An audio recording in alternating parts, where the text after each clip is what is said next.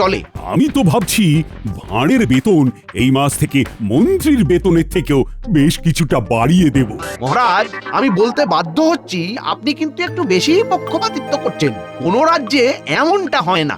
মন্ত্রী মশাই রাগ করবেন না, আপনি একটু খোঁজ নিলে এটাও জানতে পারবেন যে অন্য রাজ্যের ভাঁড়ের বেতন আর মন্ত্রীর বেতনের ভিতরে কেন অত্যধিক ফারাক রয়েছে। এটা আবার খোঁজ নেওয়ার কি আছে? অন্য রাজ্যের রাজারা তো আর সবাই নির্দিষ্ট একজনের প্রতি পক্ষপাতিত্ব করেন না, তাই সেখানে সবাইকে তাদের পদ অনুযায়ী বেতন দেওয়া হয়। ভুল কথা। আসল সত্যিটা হলো আমার রাজ্যে মন্ত্রীর থেকেও একজন ভাঁড় বেশি কাজ করে, আর অন্য রাজ্যে তো আর সেটা হয় না। বরং আমাদের মহারাজকে এদিক থেকে ভালো বলতে হবে, কারণ উনি কাজের ভিত্তিতে বেতন দেন না। কি সর্বনাশ! যদি মহারাজ কাজের ভিত্তিতে বেতন দিতেন তাহলে মন্ত্রীমশাই ঘরে একদম শূন্য বেতনে যেতেন। মহারাজ, আপনিও হাসছেন। কোথায় আমার অসুবিধাটা একটু বোঝার চেষ্টা করবেন। দেখুন মন্ত্রী মশাই, আপনি না। থামো গোপাল, থামো। তোমার ওই মাথা ভর্তি টাক আর হাতির মতো। মন্ত্রী, তোমার এতবার বেড়েছে, নিজে একজন সভাসদ হয়ে আরেক সভাসদের চেহারা নিয়ে ব্যঙ্গ করছো। ছি ছি ছি ছি। না না না না না না, এসব আমি একদম বরদাস্ত করব না। বেরিয়ে যাও, বেরিয়ে যাও আমার সভা থেকে। যাও যাও। মহারাজ, মহারাজ, আমার কথাটা একবার শুনুন। মহারাজ, না না, আমার আর কিচ্ছু শোনার নেই মন্ত্রী। তোমার মন কুমানসিকতায় ভরে গেছে। তোমার শুদ্ধাচারের প্রয়োজন। তুমি যদি নিজেকে এই ধরনের মনোবৃত্তি থেকে শুধরে নিতে পারো, তাহলেই আবার এই রাজসভায় ফিরো, না হলে নয়। আমায় মাফ করে দিন মহারাজ, এমনটা আর হবে না। ওই যে বললাম, নিজেকে পাল্টাতে পারলে ফিরে এস। তুমি এক কাজ করো, তীর্থে যাও, মনকে শুদ্ধ করো, তারপর ফিরো। আর হ্যাঁ, অশুদ্ধ মন নিয়ে শুদ্ধতার ভান করে এই রাজ্যে প্রবেশের পর যদি কোনো বাজে কাজে ধরা পড়ো, তাহলে মনে রেখো, তখন এই রাজ্য থেকে সোজা বার করে দেব। যাও যাও, এক্ষুনি বেরিয়ে যাও।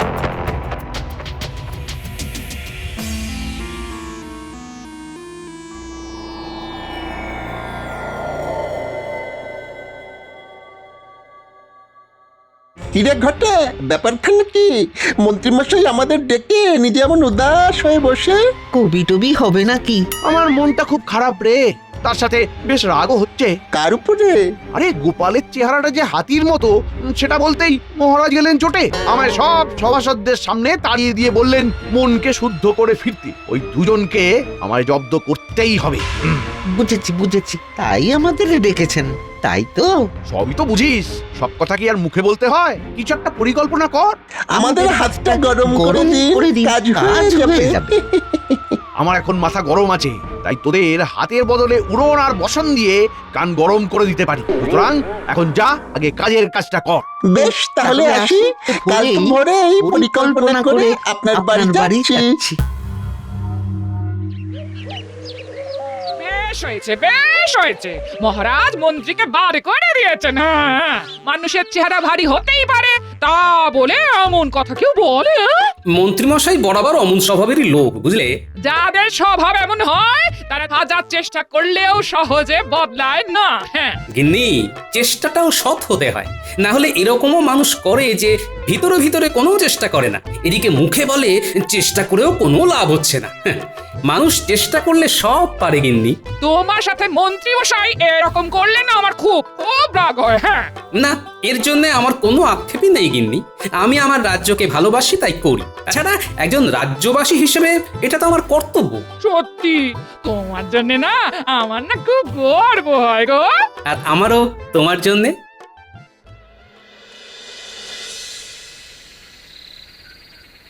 মন্ত্রীমশাই, ও মন্ত্রীমশাই, ওই ওই ওই ওই ওই ওরা এসেছে, ওরা এসেছে। আয় আয় আয়। কিরে বটা, তোর হাতে এটা কি? এটা একটা বহু দূরের রাজ্যের মানচিত্র। আপনাকে এইখানেই শুদ্ধাচারের জন্য যেতে হবে। এই বেটা হতচ্ছাড়া, আমায় শুদ্ধাচারে কোথায় পাঠাবি তা ঠিক করার ভার তোদের দিয়েছি নাকি? আচ্ছা আচ্ছা, শুনুন মন্ত্রী মশাই, শুনুন। এই মানচিত্রর জায়গায় আপনাকে আসলে যেতে হবে না। আপনি বৌঠানকে নিয়ে ওই নিজের শ্বশুর বাড়িতে চলে যান এবং ঠিক 7 দিন বাদে এই রাজ্যে আবার ফিরে আসুন। তারপর গায়ে সাদা চাদর এবং ধুতি পরে কপালে বেশ বড় সড়ো তিলক কেটে সবাই গিয়ে বলুন আপনি শুদ্ধ হয়ে এসেছেন, আপনার মনে আর কোনো জটিলতা নেই। আমার যদি জিজ্ঞাসা করে কোথা থেকে গিয়ে শুদ্ধাচারী হয়ে এলাম, আর আমার এই মিথ্যে বলার সাথে এই মানচিত্রটারই বা কি সম্পর্ক? বলছি সব বলছি, শুনুন। মানচিত্রটায় যে রাজ্যটা আছে তার নাম পুণ্যি রাজ্য। সেই রাজ্যের রাজা একজন পাগলা, তাই তার রাজ্যে যে যায় সে আর বেঁচে ফেরে না। তাই আপনি যেদিন রাজসভায় যাবেন সেই দিন হাতে করে ওই মানচিত্রটা নিয়ে যাবেন এবং সবাইকে বলবেন এই রাজ্যে একজন গুরু থাকেন, তার সান্নিধ্যে গিয়েই আপনার এমন আমূল পরিবর্তন ঘটেছে। আর গুরুর নাম জিজ্ঞাসা করলে যাই হোক কিছু একটা ওই বানিয়ে বলে দেবেন, কেমন? আর বলবেন এই গুরু স্বয়ং কৈলাস পর্বত থেকে সাধনা করে ফিরেছেন। উনি সবার সব ধরনের পাপ গ্লানি মুছিয়ে মৃত্যুর পরে স্বর্গ লাভ করার পথ সুগম করে দেন।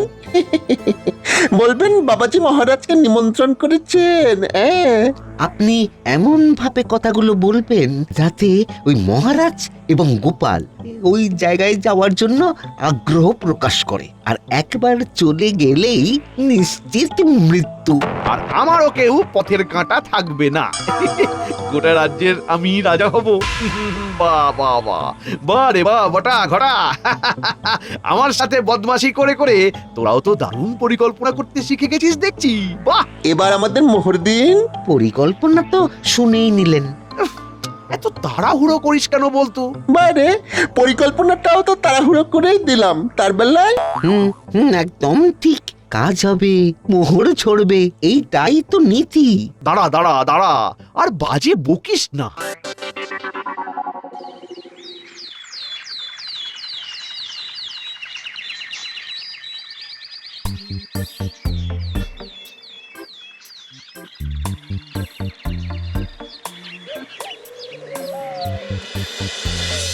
কি বলছো গোপাল? মন্ত্রী সত্যি সত্যি মন পরিশুদ্ধ করতে তীর্থে গেছে? আগে হ্যাঁ মহারাজ, নিজের চোখে দেখে এলাম। বাড়িতে তালা ঝুলছে, আর পাড়া প্রতিবেশীদেরও নাকি বলে গেছে যে সে নিজেকে পরিশুদ্ধ করতে স্ত্রীকে নিয়ে দিন সাতেকের জন্য তীর্থে যাচ্ছে। বাবা, আমার এক কথাতেই যে মন্ত্রী এভাবে তীর্থে যাবে ভাবতেই পারছি না। যাকে এখন মন্ত্রীর সুমতি হলেই হলো, কি বলেন? যা বলেছো।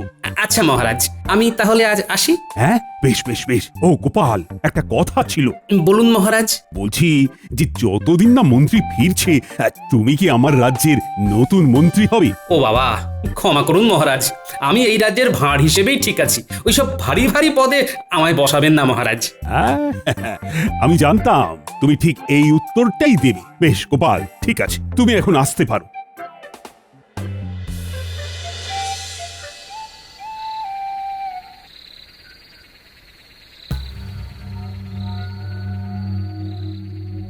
মন্ত্রী মশাই, তার শ্বশুর বাড়ি কেমন ঘুরলেন? শ্বশুর বাড়ি গিয়ে কেমন শুদ্ধাচার করলেন বলুন? বাজে বকিস না, বাজে বকিস না।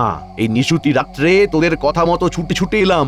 এদিকটার কেমন পরিস্থিতি সেটা আগে বল শুনি। মহারাজ গোপালকে রাজ্যের নতুন মন্ত্রী করতে চেয়েছিলেন, কিন্তু গোপাল রাজি হয়নি। এই গোপালটা মহা বদমাস।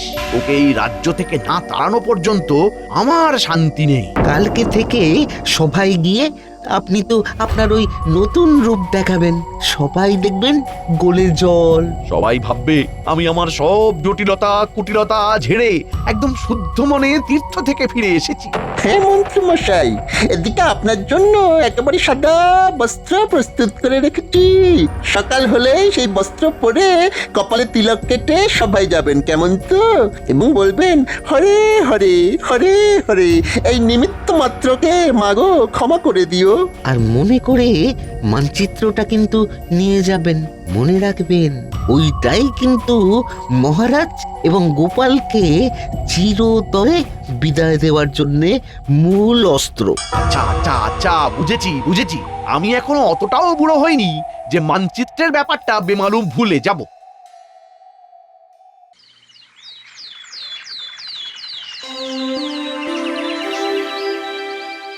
তাহলে সবাই বলছো নতুন পদ্ধতিতে কাজ করতে কোনো রকম অসুবিধে হচ্ছে না, তাই তো?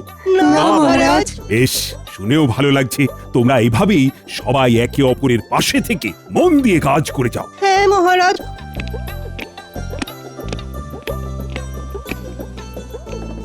আরে মন্ত্রীমশাই, আপনি এমন বেশে কিন্তু পুরো ভোল বদল। হ্যাঁ মন্ত্রী তুমি? এ কি বেশ বদল? শুধু আমার বেশ বদল হয়নি মহারাজ, গোটা আমিটাই বদলে গেছি। আমার এখন পৃথিবীর সব মোহমায়াই বড্ড মেকি মনে হচ্ছে। এখন আমার মন শুধু এইটাই বলতে চাইছে যে আমি নিজের মতো বাঁচতে চাই, আমি আমার মতো ভালো আছি, কারুর সাথে পাঁচি নেই। শান্তি শান্তি শান্তি। মন্ত্রী, ও মন্ত্রী, এ তোমার হলো কি? আমি যে তোমাকে চিনতেই পারছি না। এসব ব্যাটার চাল কি না কে জানে। মহারাজ, আমি আপনার কাছে কৃতজ্ঞ। ভাগ্যিস আপনি আমার মনকে শুদ্ধ করে তোলার জন্য তীর্থে যাওয়ার আদেশ দিয়েছিলেন, না হলে তো আমি আমার সকল পাপ ধুয়ে মুছে মৃত্যুর পর স্বর্গলাভ সুনিশ্চিত করতেই পারতাম না। মন্ত্রীমশাই, আপনার স্বর্গলাভ সুনিশ্চিত, এটা কি সত্যি? হ্যাঁ গোপাল, আমি তো আর আগের মতো নেই। আমি আমার সব পাপ ধুয়ে মুছে করেছি সাফ। তুমিও আমায় ক্ষমা করে দিও। এসো এসো, বরং তোমার পা ধরে ক্ষমা চাই। ভুল স্বীকার করতে এখন আর আমার কোনো দ্বিধা নেই গোপাল। তা কে তোমায় শুদ্ধ হতে সাহায্য করলো শুনি? আর তুমি কোথায় বা তীর্থ করতে গেছিলে? এই দেখুন এই মানচিত্রটা, এই যে এই এই এই এই গোল মতো জায়গাটা দেখছেন, এটা হলো পুণ্যি রাজ্য। আমাদের রাজ্য থেকে প্রায় 150 ক্রোশ দূরে এখানে ধুনি বাবার আশ্রম আছে। উনি স্বয়ং কৈলাস পর্বত থেকে সাধনা করে ফিরেছেন। এই বাবার কাছে গেলে উনি এমন এক জল দেন যা দিয়ে স্নান করলে সবার পাপ মুছে গিয়ে স্বর্গলাভের পথ সুগম হয়ে যায়। এছাড়া ধুনি বাবাই বোঝান আসল জীবনের অর্থ কি, মায়া মোহ কাটিয়ে কিভাবে সাদা সিধে জটিলতা কুটিলতাবিহীন জীবনযাপন করা যায়। হরে হরে, মা গো, অপরাধ না নিয়ে ক্ষমা করে দিও মোরে। আর হ্যাঁ মহারাজ, উনি আপনাকেও কিন্তু সেখানে অনেকবার করে যাওয়ার জন্য আমন্ত্রণ জানিয়েছেন। আমিও নিজের জীবনে অজান্তে কতই না পাপ করে ফেলেছি, তাই সেই সব পাপের বোঝা ঝেড়ে ফেলে আমিও আমার মৃত্যুর পর স্বর্গলাভ সুনিশ্চিত করতে চাই। মন্ত্রী, আমি ধনী বাবার আশ্রমে গিয়ে জীবনের আসল অর্থ বুঝতে চাই। আমি ওনার নিমন্ত্রণ রক্ষা করতে চাই। মহারাজ, এত তাড়াতাড়ি কোনো সিদ্ধান্ত নেবেন না। আমার মনে হয় যে পাল, নিজের চোখে দেখছো তো মন্ত্রীর কি আমূল পরিবর্তন ঘটেছে। এরপরে আমি আর ধনী বাবার কাছে না গিয়ে থাকতে পারি, বরং তোমারও আমার সাথে যাওয়া উচিত। আজ্ঞে মহারাজ, আমি? আচ্ছা বেশ, আমিও যাব। আমরাও যাব মহারাজ। না না না, দেখো, সবাই মিলে এক্ষুনি গেলে হবে না। আগে আমি আর গোপাল ঘুরে আসি, তারপর তোমরা দলে দলে যেও। একদম ঠিক। তাহলে মহারাজ, কবে রওনা দেবেন? হ্যাঁ, কাল একদম ভোরেই রওনা দিতে চাই, বেশি দেরি করে তো লাভ নেই। আচ্ছা মন্ত্রী, আমি যেহেতু কদিন থাকছি না, তাই তুমি একটু কষ্ট করে রাজ্যটা সামাল দিও, কেমন? মহারাজ, আমায় আবার এসবের মধ্যে কেন জড়াচ্ছেন? রাজ্যপাঠ আমি যে দিয়েছি ছেড়ে। এই কটা দিন একটু সামলে দাও মন্ত্রী, আমি কিছু শুনতে চাই না। বেশ মহারাজ, আপনি যখন বলছেন তখন তাই হোক। ও মন্ত্রী, আরেকটা কথা, বাবার কাছে যাওয়ার জন্য কি কোনো রকম বিশেষ নিয়মপত্র আছে? মহারাজ, সমস্ত অহংকার ছেড়ে, রাজবেশ ছেড়ে, সৈন্য ছাড়া একদম আর 5টা সাধারণ মানুষের মতো পায়ে হেঁটে যান, তাহলেই দেখবেন বাবা আপন করে নিয়েছেন। বুঝে গেছি বুঝে গেছি।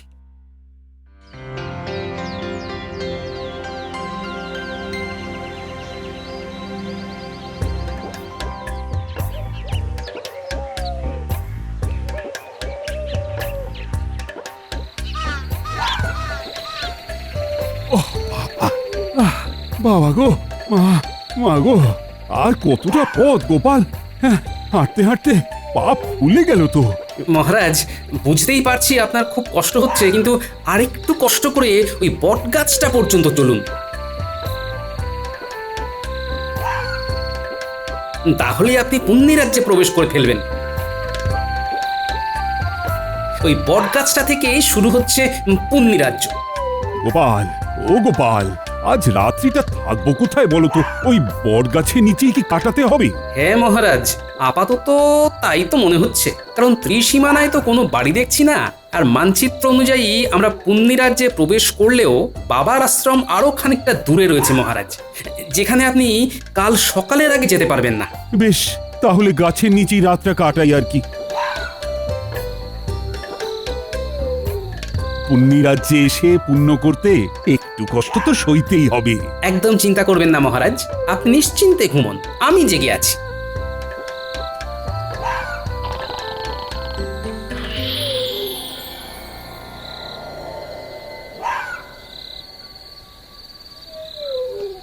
মহারাজ তো ঘুমোচ্ছেন দেখছি, এদিকে ভোর হতেও খুব দেরি নেই। আমি বরং এই সুযোগ একটু ঘুমিয়ে নিই। এই গবা, কি করবি বলতো? রাত তো শেষ হতে চললো, এখনো আমাদের ওই দুজনের মধ্যে কেউ একটাও চোর ধরতে পারলাম না। দেখাবা এরকম আমাদের পাগলা রাজার মতন কাউকে নিয়ম তৈরি করতে দেখেছিস? কি যে নিয়ম, প্রত্যেক প্রহরীকে কিনা বাধ্যতামূলকভাবে প্রতি রাত্রে একটা করে চোর ধরতেই হবে।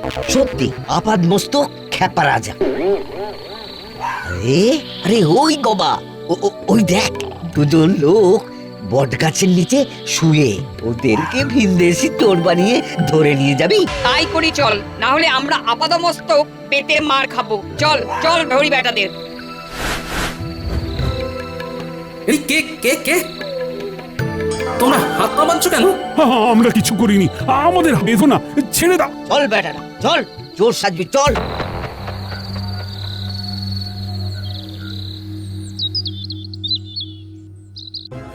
আমাদের তোমরা ছেড়ে দাও, আমরা চোর নই। আরে জানি জানি, সে তখন থেকে এক কথা বলে কানটা ছাড়াপালা করে দিল। আহা, জানোই যখন চোর নই তখন ধরে রেখেছো কেন? এই আড্ডা আমরাকে নিয়ে তো ভীষণ মুশকিল হলো, ঠিকঠাক করে কথাও বোঝে না। এই, আমার সাথে ঠিক করে কথা বলো। আমি তোমাদের মহারাজকে বলে দেব যে তোমরা জানো যে আমরা চোর নই, তবু ধরে এনেছো। বলেও কিছু লাভ হবে না বুড়ো, আমাদের রাজা কারোর কথাই শোনেন না। একবার গারদে ভরে দিলে তার একটাই শাস্তি হয়, আর তা হলো ইদারায় ছুঁড়ে ফেলে দেওয়া, বুঝলে? কি সর্বনাশ, এ কি নির্মম শাস্তি! এই শিগগিরই শিগগিরই আমাদের বের করো। তোমরা জানো না আমি কে? আমি হলাম... মহারাজ থামুন থামুন, এক্ষুনি পরিচয় দেবেন না। গোপাল, কি বলছো? এক্ষুনি না পরিচয় দিলে মেরে ফেলবে আমাদের। ভয় পাবেন না, আমি আছি। ইতিমধ্যেই ফন্দি এঁটে ফেলেছি, সময় মতো সব বলে দেবো। কই কই আমার ভিনদেশি চোরেরা সব কই? এই যে রাজন, এই যে একদম গারদের ভিতরে। বাবা বাবা বাবা বাবা আমাদের পুরোহিতকে ডাক দাও, শাস্ত্র পাঠক। তারপর সব ব্যবস্থা হয়ে গেলে এদেরকে ইদারার সামনে ফেলার জন্য নিয়ে যাও, আমি মজা দেখবো। গোপাল, তুমি সব শুনলে তো? ভয় নেই, আমি আছি মহারাজ।